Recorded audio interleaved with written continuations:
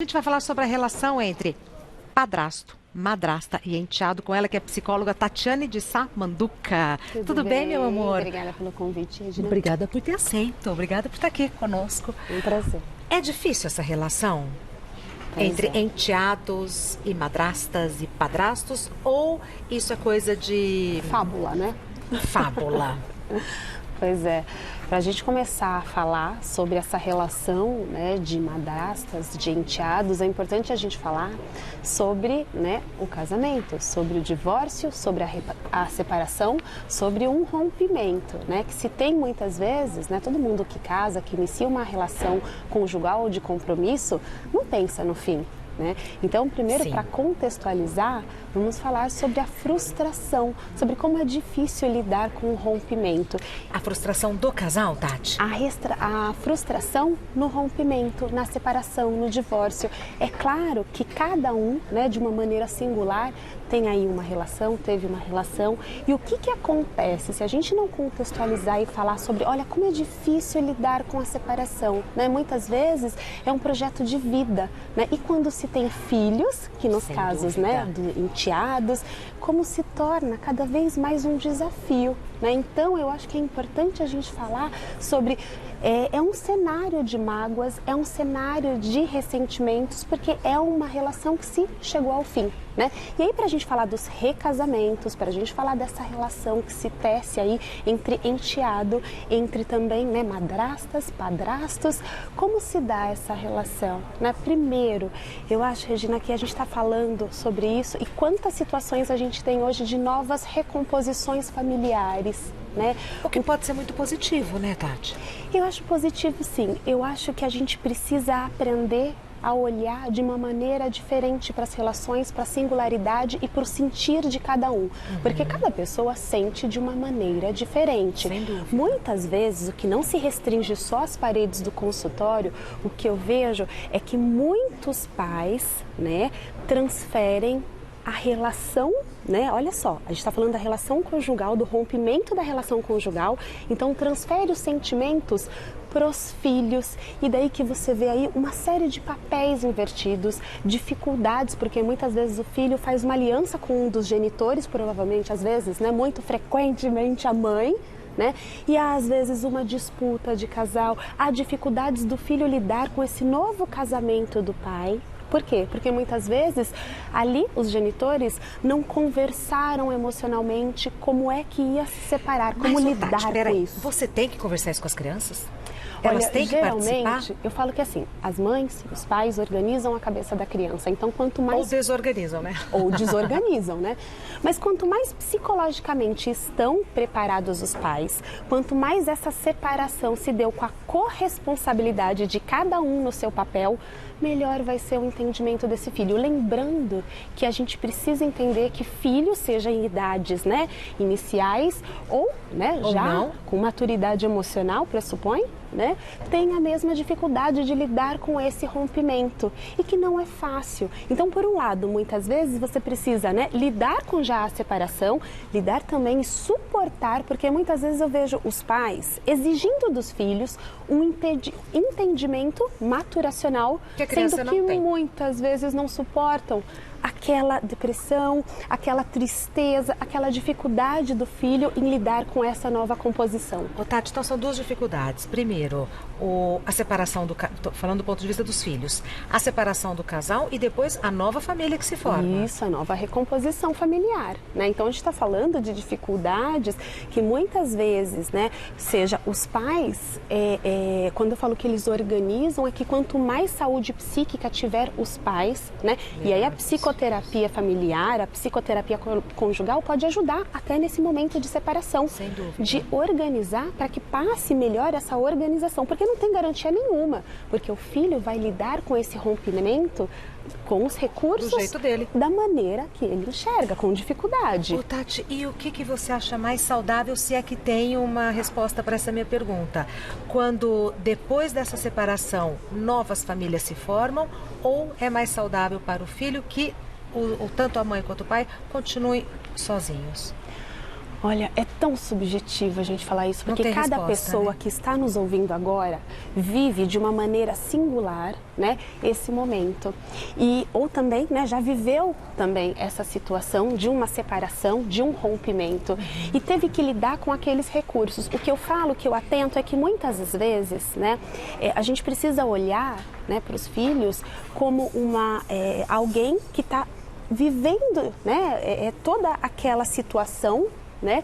E muitas vezes os pais, por terem dificuldade de acessar, né, a dor desse filho, eles os alienam. Então, é como se extinguisse a parentalidade dos pais, né, em virtude da separação conjugal. E que daí, né, é um problema enorme, né? Porque é difícil lidar quando essas coisas estão tudo coisas.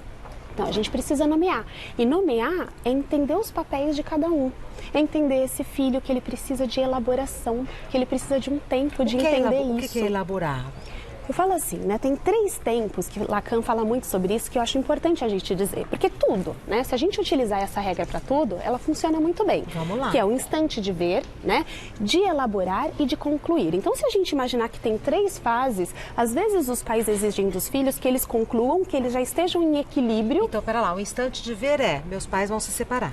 Instante de ver, meus pais vão se separar, né?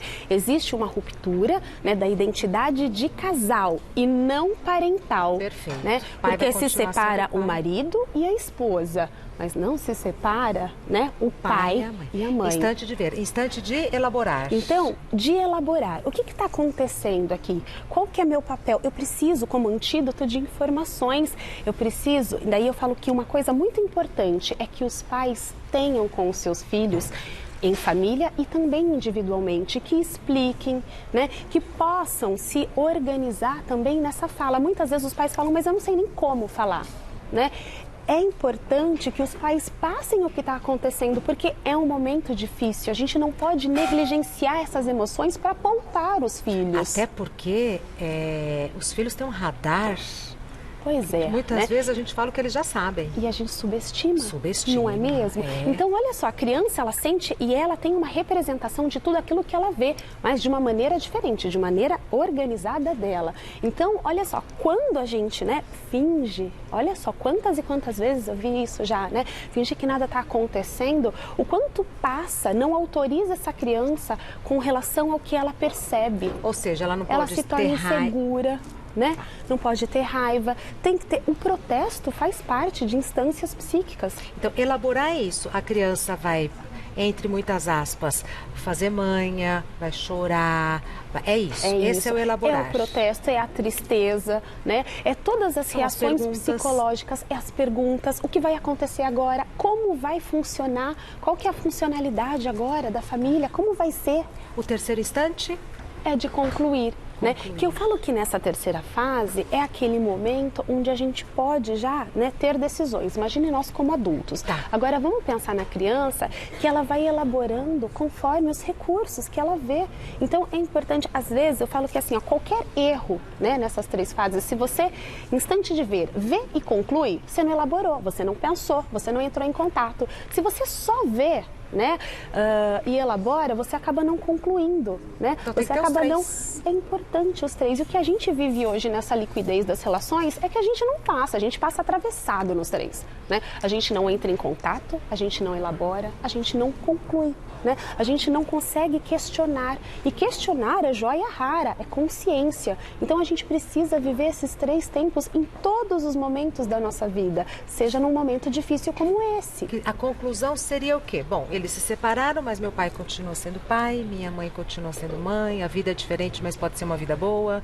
Isso é a conclusão? É uma conclusão que também, né, eu falo que assim, pais têm um compromisso afetivo com os filhos. Concordo plenamente. Né? E esse compromisso afetivo está, sim, em explicar. Porque essa criança, diante desse rompimento, né? Criança e adulto, tá? Esse compromisso afetivo é para sempre, não é, Tati? Sempre, né? Nós como pais frente aos filhos. Né? Frente à humanidade como um todo. Porque o que a gente vê é pouco compromisso, né, afetivo com o outro. Né? Como ele está lidando com essas relações. Então eu falo, precisa suportar a agressividade muitas vezes da criança ou do adolescente que já está numa fase de transição para entender né, para suportar. Às vezes você exige do filho que ele tenha um suporte emocional, sendo que você não tem, aos berros, né? Então, quantas e quantas vezes a gente vê situação.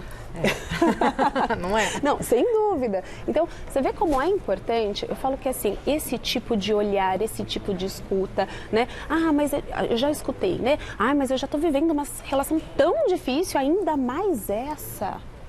Olha só, né, que descompromisso. Então precisa se abrir esse olhar, né, essa escuta, né, interessada, esse interesse faz parte. Ele está vivendo ali todo um rompimento que não é conjugal, mas que é familiar. E muitas vezes, né, eles se sentem, seja criança ou adulto, desamparados. Tá. Então aprendemos o que fazer, o que não fazer. Boa, tem uma relação, né? Assim, continuamos. De maneira didática. Vamos não lá. compensar com presente.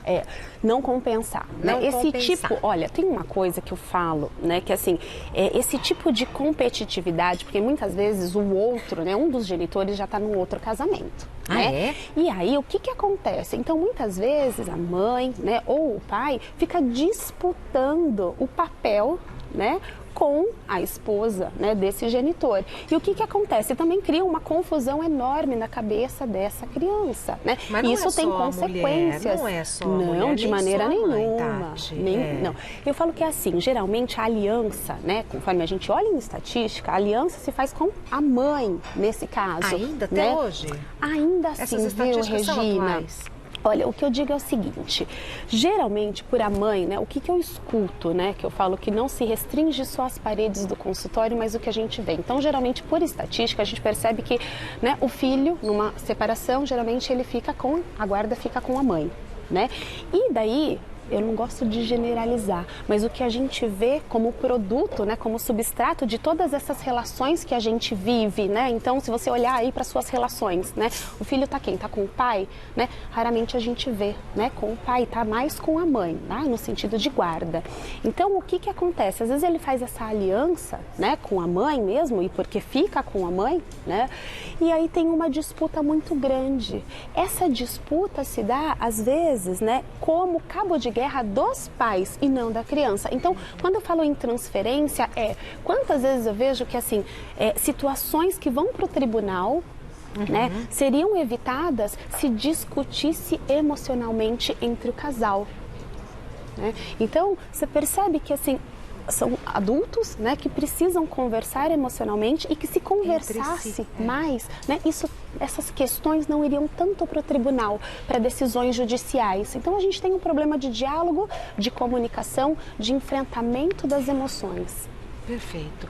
É um assunto extenso, né? Aqui a gente assim só lançou provocações para uma reflexão mais aprofundada, mas a Tati tem um Instagram que é Tatiane de Sá Manduca, tudo junto. No Face ela está como psicóloga, Tatiane de Sá Manduca. Seguramente nessas duas plataformas, tanto no Instagram como no Face, ela desenvolve mais o assunto. Você é parente da Letícia Manduca? Não, conheço a Letícia, nutricionista querida. Não Você conhece a Letícia? Conheço, nos encontramos já por aqui. Letícia, porque é um sobrenome que não é tão comum assim, né, Tati? Pois é, não, conheço a Letícia. Aliás, um abraço para ela, nós já nos encontramos. Deixa eu te dar um abraço, obrigada por ter vindo. Muito Perdão. obrigada. É um assunto muito profundo para a gente aprofundar tão pouco, mas eu agradeço. Obrigada, meu amor. Vai com Deus, obrigada, viu? amém. Se quiser ficar para a mesa, o Dr. Li vai fazer ali, olha. Pode, Dr. Li? Pode. O Dr. Li vai fazer uma tapioca. Fica aí para comer com a gente. Tá joia, Então, obrigada.